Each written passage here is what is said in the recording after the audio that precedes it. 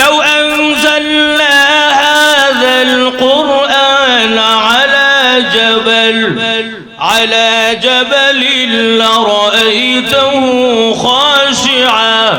خاشعا متصدعا من خشية الله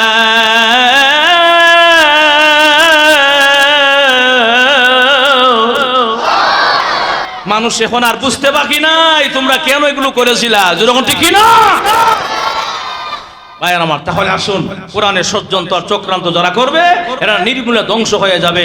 এমন ধ্বংস হওয়া হবে 12 আইটেমের খাবার পর্যন্ত খাওয়ার সুযোগ থাকবে না। যখন ঠিক কিনা 12 আইটেমের খাবার খাওয়ার সুযোগ থাকবে না। এমন ভাবে আল্লাহ পাক শোচনীয় ভাবে পরাজয় বরণ করবে, আর কিচ্ছু করার থাকবে না। দ্রুত আকাশ পথে পালাইতে হবে। মা যখন ঠিক কিনা। এখন আসুন, আল্লাহ রাব্বুল আলামিন বলেন কোরআনের একটা হরফ পড়লে 10টা নেকি। রাসূল বলেছেন কোরআনের একটা হরফ পড়লে 10টা নেকি। বলেন কয়টা নেকি? 10টা নেকি। আমরা এই কোরআন পড়তে রাজি আছি, কোরআন তেলাওয়াত করতে রাজি আছি। কোরআন যারা তেলাওয়াত করে, যারা পড়ে, তাদেরকে মহব্বত করতে রাজি আছি ইনশাআল্লাহ। তাদেরকে মহব্বত করব। আল্লাহর রাসূল বলেছেন, এ সাহাবায়ে কেরাম, তোমরা আমার পরিবারে বেশি মহব্বত করো। পরিবার রে বলে পরিবার কেডাবার? হুজুর আপনি তো কোন সময় কোন নাই যে আল্লাহর পরিবার আছে। আরে বেটা আল্লাহর পরিবার আছে। ও কেডা? আল্লাহর পরিবার হলো তারা খায়রুকুম মান তাআল্লামাল কুরআনা ওয়া আল্লামা যারা। সুবহানাল্লাহ। বলে যে কোরআন শিখে, যে কোরআন শিখায়, তারা কার পরিবার? এই আর জোরে কোন কার পরিবার? আমরা আল্লাহর পরিবারকে মহব্বত করতে রাজি আছি ইনশাআল্লাহ। আল্লাহর কোরআনের বেশি, এত কোরআনের এত ওজন, কোরআন এত সম্মানিত, কোরআন এত ওজন। আল্লাহ নিজে বলেন আমার কোরআন এত ওজন, যদি কোরআনকে পাহাড়ের উপর নাজিল করা হতো, পাহাড় পর্যন্ত কোরআনের ওজন আর বাড়ে হয়ে যেত। সুবহানাল্লাহ। আমার কথা না, কার কথা? লাউ আনজালনা হাযাল কুরআন على جبل لرأيته خاشعا متصدعا من خشية الله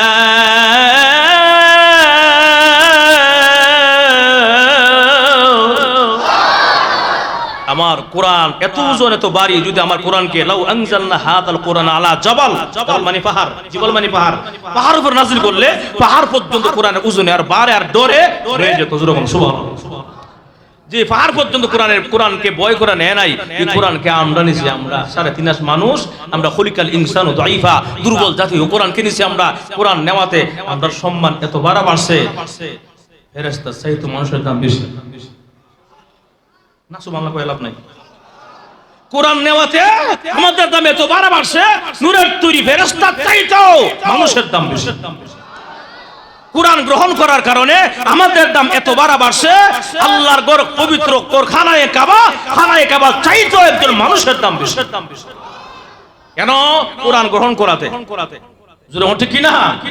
এই কোরআন যদি মহব্বত করি, কোরআন যদি আমি তেলাওয়াত করি, কোরআন পড়নেওয়ালাকে মহব্বত করি, কোরআন যদি যারা পড়েন, যারা পড়ায়, মাদ্রাসা প্রতিষ্ঠানকে মহব্বত করি, এই কোরআন আপনাকে আমাকে আল্লাহর সঙ্গে জিয়ারা করে, যারা বুঝেন আপনারা উকিল যে জিয়ারা করে, উকিলের মতো জিয়ারা করে আল্লাহর সাথে আমাকে আপনাকে জান্নাতে পৌঁছায় দেবে। আটো জোরে কর। কিয়ামতের কঠিন ময়দানে যখন নাকি বান্দা দরবারে যাবে, কিয়ামতের কঠিন ময়দানে সবাই নাফসি নাফসি বলবে। আদম আলাইহিস সালাম থেকে শুরু করে নিয়া ঈসা আলাইহিস সালাম পর্যন্ত আমরা সকলে জানি নাফসি নাফসি বলবে। আল্লাহ আমাকে বাঁচাও, আমাকে বাঁচাও, আমাকে বাঁচাও, আমাকে বাঁচাও। কিন্তু ভাইরা আমার, আপনার নবী, আমার নবী, বিশ্ব নবী রাহমাতুল লিল আলামিন বলবেন, প্রভু গো, আদম আলাইহিস সালাম নিজেও গো নফসি, আমি তো নফসি বলতে পারি না, আমি উম্মতি বলি। আয় আল্লাহ, সবাই নফসি নফসি বলে, আমার উম্মতির কি অবস্থা হবে?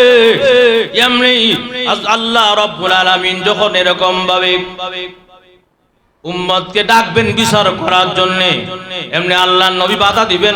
আল্লাহ একটু পরে বিচার করেন, একটু পরে জিগান, আমার একটু সময় দেন। কেন দেন? একটু সময় যাও দিলাম। আপনার নবী, আমার নবী বিশ্বনবী রাহমাতুল লিল আলামিন কিয়ামতের মাঠে দৌড়ায়া যাবে আদম আলাইহিস সালামের কাছে। ওগো আদম আলাইহিস সালাম, আপনি সকলের বাবা, শুরু বাবা, আমি হইলাম শেষ বাবা। কথা বলা আদিবিদা আদম আলাইহিস সালাম শুরু বাবা, আমাদের নবী শেষ নবী শেষ বাবা, আমাদের রূহানি পিতা মুহাম্মদুর রাসূলুল্লাহ সাল্লাল্লাহু আলাইহি ওয়াসাল্লাম, আমাদের আদি পিতা আদম আলাইহিস সালাতু ওয়াস সালাম।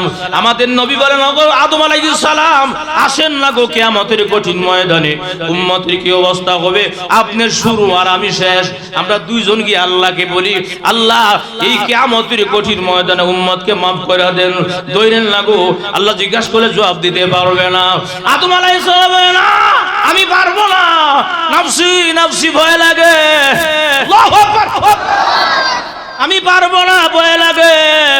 এমনি আল্লাহর নবী রাহমাতুল লিল আলামিন চোখের পানি নিয়া দৌড়ায়া এসে আবার আল্লাহর কাছে গেছে, আল্লাহর কাছে এসে এরকম কিয়ামতের মাঠে সিজদায় পড়ে যাবে, প্রভু গো, যেখানে সকলের বাবা হইয়াও নফসি নফসি বলে আর কোনো কিছুই করতে চায় না, এই কিয়ামতের মাঠে আমার উম্মতের কি অবস্থা হবে? আল্লাহ মেহেরবানি করে আমার উম্মতকে আজকে maaf করে দাও।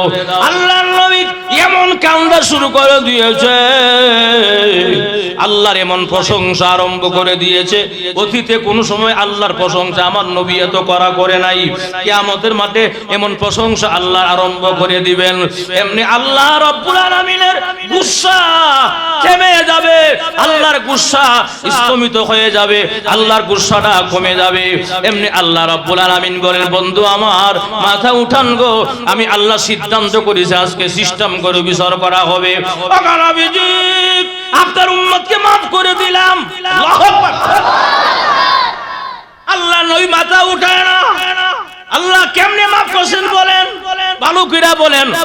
নবীজি maaf করেছি সিস্টেম মোতাবেক, সিস্টেম স্যার আজকে আমি maaf করব না। আল্লাহ সিস্টেমটাকে আমার বলতে হবে, বলে সিস্টেমটা হলো আজকে আমার এই কোরআনের হাতে আমি ক্ষমতা ছেড়ে দিব, কোরআন যাকে ফরিয়াদ করবে আজকে আমি আল্লাহ তাকেই maaf করে দিব। ভাইয়ের আমার কিয়ামতের মাঠে আল্লাহ রাব্বুল আলামিন বলবেন, কোরআন রে আমি আজকে তোমারে ক্ষমতা দিলাম সামান্য সময়ের জন্য, এরে কোরআন আমি তোমারে পাওয়ার দিলাম, ক্ষমতা দিলাম, তুমি যাকে মন চায়, যাকে তোমার মনে চায় তুমি সুপারিশ করলে আজকে আমি maaf করে দিব। সুবহানাল্লাহ। ভাইয়েরা আমার কথা নয়, পরিষ্কার রাসূল হাদিসের মধ্যে বলেছেন, কিয়ামতের মাঠে আল্লাহ রাব্বুল আলামিন কোরআনকে ক্ষমতা দিবেন, কোরআনকে আল্লাহ পা দিবেন হাঁটার জন্য, চোখ দিবেন আল্লাহ দেখার জন্য, হাত দিবেন ধরার জন্য, জবান দিবেন কথা বলার জন্য। এমনি আল্লাহ কোরআনকে পাওয়ার দিলেন, কোরআন চলে যায় আল্লাহর কাছ থেকে সুজা এক লাইন দুইটা, একটা জান্নাতের লাইন আর একটা জাহান্নামের লাইন। কোরআন শরীফ জান্নাতের লাইনে না গিয়া কোরআন শরীফ যাচ্ছে জাহান্নামের লাইনে। জোরে গণ সুবহানাল্লাহ।